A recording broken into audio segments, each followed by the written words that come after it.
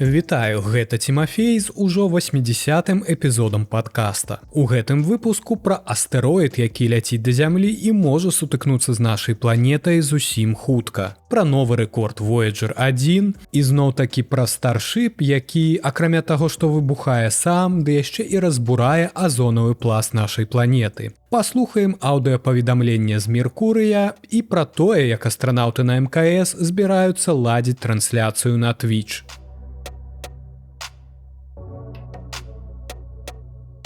Верагоднасць сутыкнення астэроіда 2024 YR з зямлёй у 2032 годзе ўзрасла і на дадзены момант складае 1 да 43 або прыблізна 2,3%. Нягледзячы на гэта, вам все роўна не варта турбавацца аб патэнцыйным уздзеянні гэтага астэроіда. Верагоднасць падзення на зямлю буйнога астэроіда невялікая, але яна не роўная нулю. Буйныя астэроіды ўжо падалі на зямлю ў мінулым, выклікаючы рэгіянальныя разбурэнне. Сапраўды буйны астэроід верагодна спрыяў выміранню дыназаўраў. Таму мы не павінны занадта дзівіцца, што астраномы выявілі астэроід з верагоднасцю падзення на нашу планету больш за 2%. Гэтыя шансы дастаткова вялікія, каб мы працягвалі сачыць за імі, але не настолькі вялікія, каб мы пачалі пакаваць чамаданы і ўцякаць на іншую планету. Астэроід 2024 YR4 мае шырыню недзе ад 40 до 100 метраў, што робіць яго астэроідам забойцам гарадоў. Калі ён сапраўды ўпадзе на зямлю, ён не знішчыць чалавечую цывілізацыю і не выкліча масавых выміранняў, але ён можа знішчыць густанаселеную тэрыторыю, калі ўдарыць па горадзе. Або можа выклікаць цунамі, калі ўдарыць па акіяне. Ён нанясе удар аналагічны тунгусскай падзеі 1908 года ў паўночнай Сібіры. 30 чэрвеня 1908 года у аддаленым раёне Сібіры наблізу ракі Падкаменная Тунгуска адбыўся магутны выбух. Агністы шар дыаметрам ад 50 до 100 метраў спустошыў 2000 квадратных кіламетраў тайгі і паваліў каля 80 мільярдаў дрэў. Зямля скалыхнулася ад удару. У бліжэйшых паселішчах за 60 кіламетраў ад эпіцэнтра у дамах вылецелі шыбы з вокнаў. Жыхары адчулі цяпло, многіх збіла з ног выбухной хваляй. На шчасце, тэрыторыя, дзе адбыўся выбух, была маланаселенай і афіцыйных паведамленняў аб чалавечых ахвярах не было.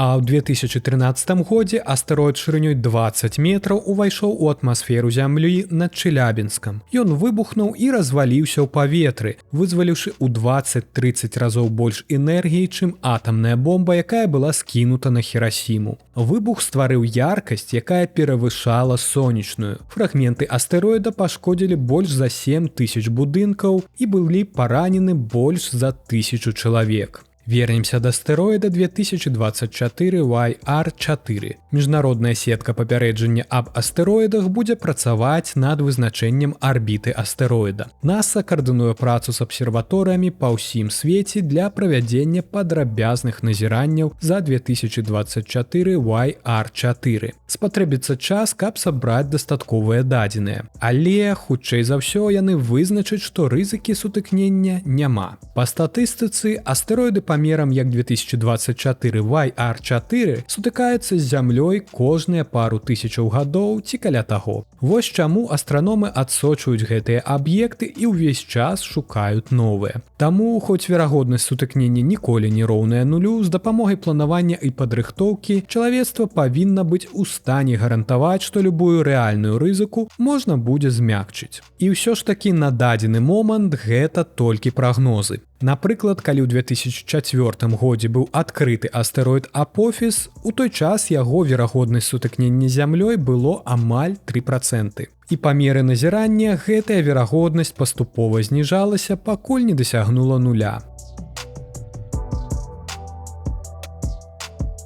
28 студзеня зонд Voyager 1 пераадолеў сімвалічную адзнаку, аддаліўшыся на адлегласць у 25 мільярдаў кіламетраў ад нашай планеты. Гэта было пацверджана дадзенымі трэкера на сайце НАСА, які адсочвае становішча і хуткасць касмічнага карабля. Запущены аж у 1977 годзе, Voyager 1 быў распрацаваны для даследавання гіганцкіх планет сонечнай сістэмы. Ён здзейсніў пралёт міма Юпітера ў 1979 годзе, а затым прайшоў міма Сатурна ў 1981 годзе. Гравітацыйнае прыцягненне гэтых масіўных планет разагнала зонд да дастаткова высокай хуткасці, каб ён назаўжды пакінуў сонечную сістэму. Больш за 47 гадоў пасля запуску Voyager 1 працягвае працаваць і перадаваць дадзеныя на зямлю з дапамогай 4 функцыянуючых навуковых прыбораў. Аднак узрост зонта прывёў да павелічэння тэхнічных праблем. У апошнія гады ён сутыкнуўся са шматлікімі непаладкамі, у тым ліку часовай страты сувязі з NASA. Нягледзячы на гэтыя цяжкасці, 28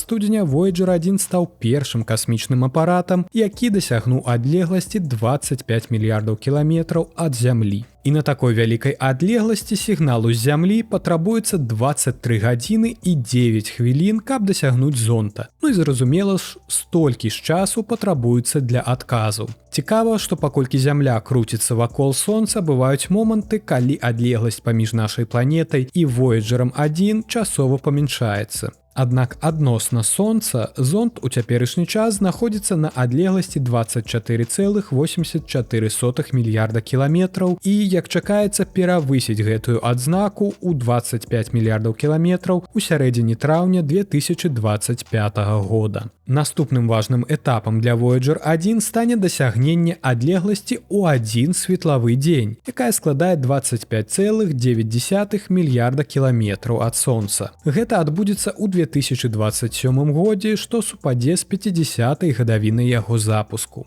Хоць адзін светлавы дзень – гэта велізарная адлегласць чалавечага пункта гледжання, то ў астранамічных маштабах яна адносна малая. Для параўнання, бліжэйшая да сонца зорка Проксіма Цэнтаўра знаходзіцца на адлегласці 4,24 светлавых, не дня, 4,24 светлавых года. Каб праляцець гэтую дыстанцыю, Voyager 1 спатрэбіцца 74 тысячы гадоў.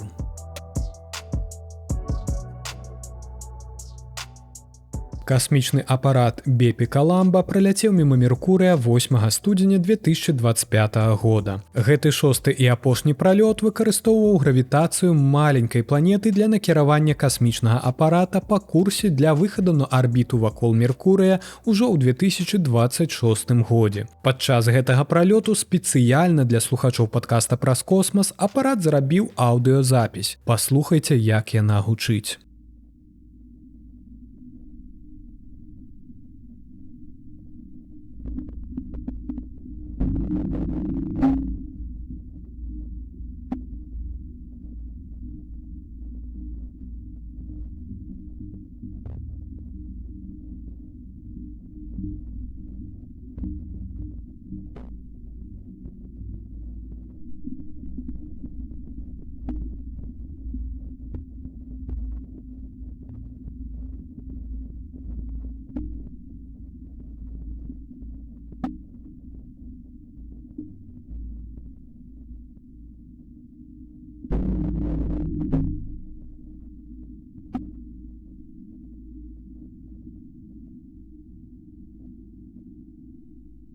Падчас пралёта на борце Бепі Каламба быў актываваны шэраг інструментаў, у тым ліку і акселерометр, які запісаў рэальнае ваганне апарата, якія ён адчувае падчас пралёта планеты. Дадзеныя акселерометра былі перанесены па частаце, каб зрабіць іх чутнымі для чалавечага вуха. 1 гадзіна вымярэння была паскорана да 1 хвіліны гуку. На запісе можна пачуць пастаянны жудаснаваты фонавы гул. Бепі Каламба заўсёды злёгку трасе. Паліва злёгку плёскаецца, сонечныя панелі вібруюць на сваёй уласнай частаце, цеплавыя трубкі выпускаюць пару праз маленькія трубкі і гэтак далей. І гэта стварае жудасны схаваны гул на працягу ўсяго аўдыёзапісу. Але па меры таго, як Бепі Каламба набліжаецца да Меркурыя, выяўляюцца іншыя сілы, якія дзейнічаюць на касмічны карабель. Найбольшую навуковую цікавасць уяўляюць чутныя ўдары, якія гучаць як кароткія мяккія званочкі. Яны выкліканы рэакцыяй касмічнага карабля на ўваход і выхад з ценю Меркурыя, дзе інтэнсіўнае выпраменьванне сонца раптоўна блакіруецца. Слабыя гукі, падобныя на шум ветра пры тэлефоннай размове, якія становяцца больш гучнымі прыкладна ў сярэдзіне запісаў, выкліканы гравітацыйным полем Меркурыя, што злёгку расцягвае касмічны апарат. Каб захаваць правільную арыентацыю Бэпі Каламба, яго рухавікі змянялі сваю хуткасць, і гэта адчуваць на заднім плане. Бэпі Каламба, сумесная місія Еўрапейскага касмічнага агенцтва і японскага агенцтва аэракасмічных даследаванняў, накіраваная на дэталёвае вывучэнне Меркурыя. Запушчана місія была 20 кастрычніка 2018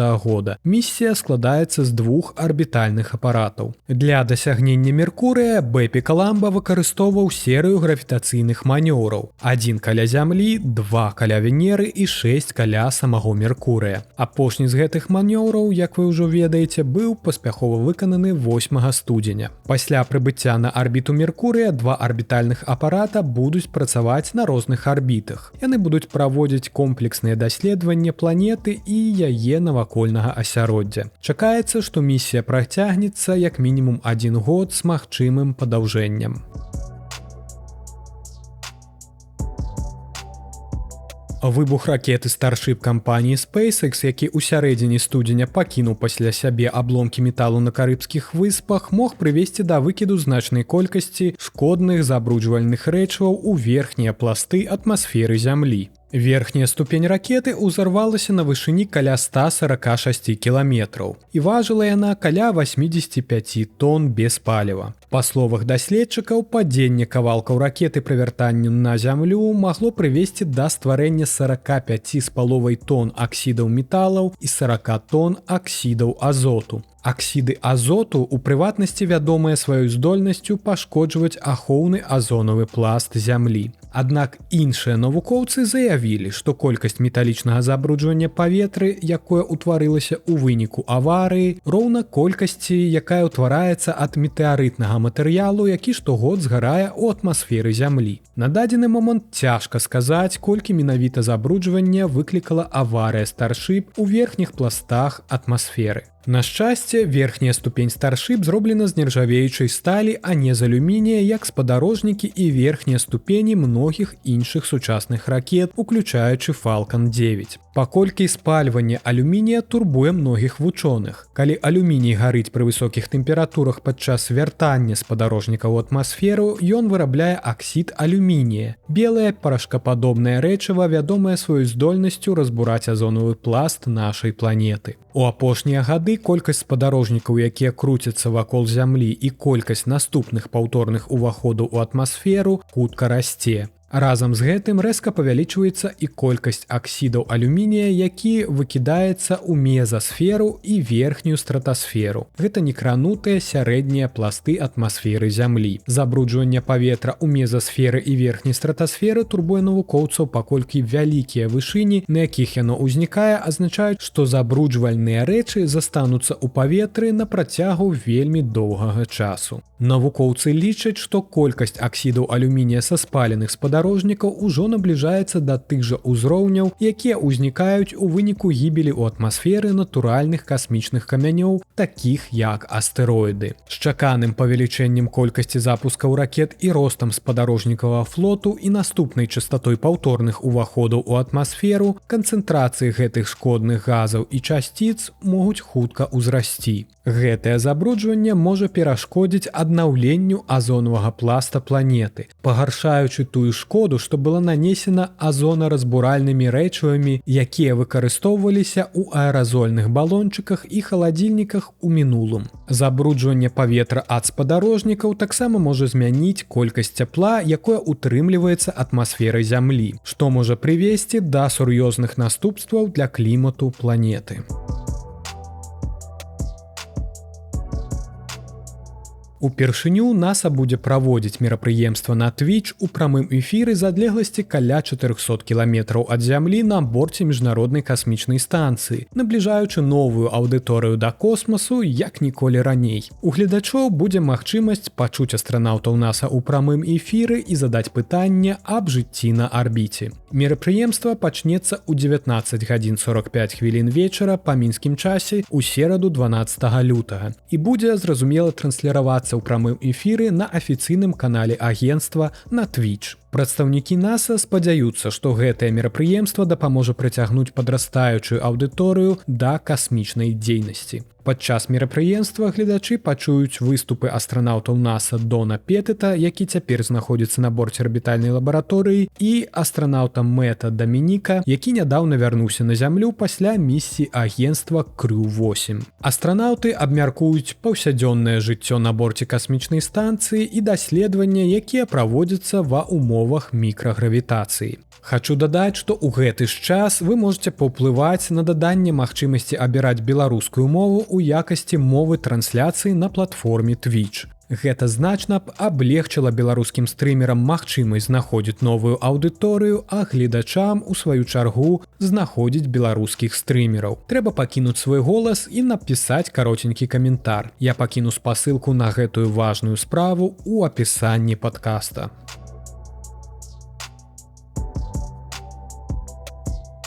І гэта ўсе навіны, пра якія я хацеў распавесці вам сёння. А зараз да блоку падзей.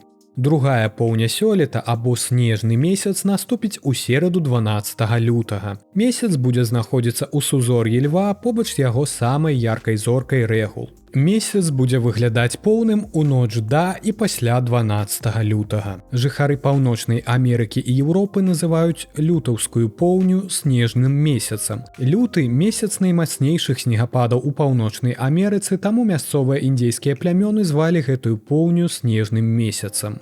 8-й палёт Starship па неафіцыйным дадзеным чакаецца не раней за 24 лютага. Але ж ёсць зусім невялікая верагоднасць, што гэта здарыцца ў лютым. У будучым выпрабавальным палёце паляціць Ship-34 і Booster-15. І гэта будзе другі палёт карабля Ship версіі Block 2. Яны ўжо прайшлі крыягенныя кантрольныя выпрабаванні сваіх бакаў, і цяпер яны вярнуліся на зборачную пляцоўку, дзе на іх усталёўваюць рухавікі Raptor, закрылкі і іншыя фінальныя кампаненты. Вельмі верагодна, што Flight 8 будзе паўторам Flight 7. Вельмі верагодна, што Flight 8 будзе паўторам Flight 7. У тым ліку будзе праведзена выпрабаванне цеплааховы і ў планах запусціць фіктыўныя спадарожнікі Starlink. Гэта таксама будзе азначаць, што палёт ізноў будзе субарбітальным з прывадненнем карабля ў Індыйскім акіяне. Велізарная падзяка маім патронам, але не спяшыце выключаць гэты выпуск, бо я раскажу вам, што, падтрымліваючы мяне фінансава, вы не толькі атрымліваеце доступ да новых выпускаў раней за ўсіх, але і спасылку на онлайн-каляндар з самымі цікавымі касмічнымі і астранамічнымі падзеямі. Я стварыў гэты каляндар і абнаўляю яго, каб дакладна не прапусціць такія падзеі, як сонечныя частковыя зацьменні, поўні, метэорныя патокі, месячныя затменні, запускі ракет ды іншыя падзеі. Гэты каляндар не проста спіс дат, а ваш асабісты гід па космасу. Таму падтрымлівайце падкаст і сачыце за зорным небам. Як падтрымаць? Зрабіць гэта можна праз Patreon і Buy Me a Coffee. Спасылкі, як заўсёды, у апісанні падкаста. Тым, хто даслухаў, шчыра дзякуй. Хутка пачуемся.